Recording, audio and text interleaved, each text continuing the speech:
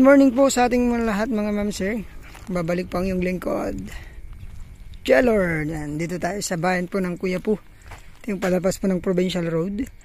3 kilometers from Provincial Road. Exit tayo ng Anao. Mas malapit yung pagpunta dito sa lugar na to. So ito poultry naman tayo. Baka may magkagusto lang po sa inyo mga ma'am sir. Ayan. Ito po yung poultry. May tatlong building. Ayan, may yung isa 38,000 ng kaya, 40,000 and 45,000 yung kanya pong nilalagay po na manok. Ayan po, dito hindi pa nakasimento pero napaiputan po ng ganito. Ganun. Punong-puno to ng milina tsaka mahogani.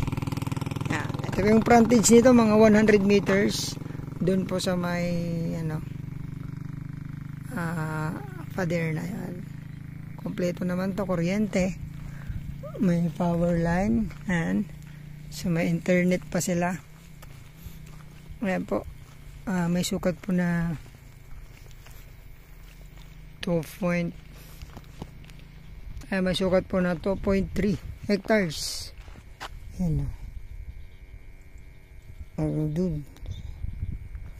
So yan, pasukin natin ang ating property ngayon.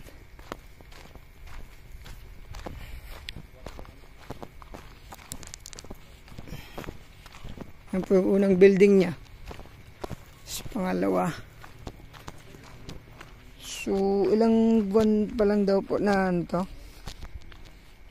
na tigil. May permit pa siya. Operate na lang.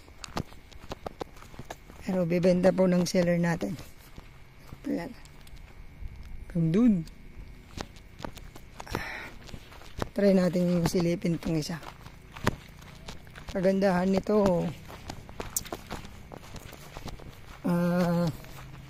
marami ng puno din ng mahogani.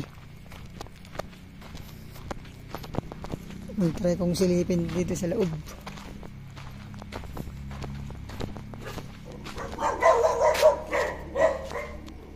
Ayan.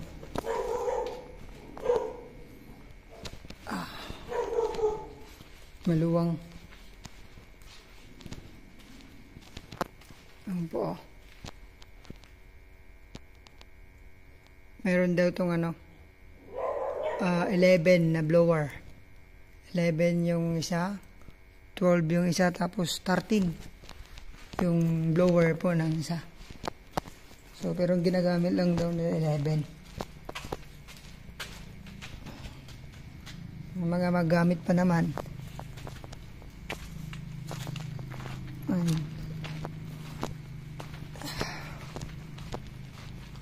Sa mga naghahanap po ng poultry, baka magustuhan nyo to. Sabi naman ng seller, nakausap natin mismo, may permit pa siya. Ayan po. Hanggang doon. Ganyan po yung style ng tanim po ng mga mahogani.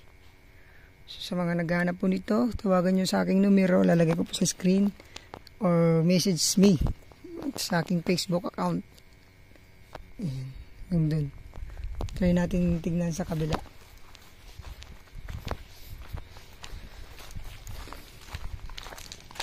So 123,000 ang kaya na manok. 3 building. Pwede pa naman daw magdagdag. Depende po sa So ulitin ko po, bayan po ng Kuya Po. 3 kilometers from Provincial Road. Dito po yung seller natin ngayon. Pero anytime naman pwede siyang kontakin. Para nandun yung property. Pwede siyang kontakin anytime pagka kami negotiate kayo. Sariling kuryente na rin. Nandun po. Tingnan lang natin yung banda lang. So lalagay ko po sa description box yung yung gaano kalayo sa Tiplex Anaw. Untitled property po ito. Pangalan po ng seller. Ayan. So, ang asking price ni seller dito, 55 million. Sagot nilang capital gain tax nito. Ayan. So, yun. Sana magustuhan nyo. Bayan po ng Kuya po, 2.3 hectares. God bless po sa ating lahat. Thank you. God bless.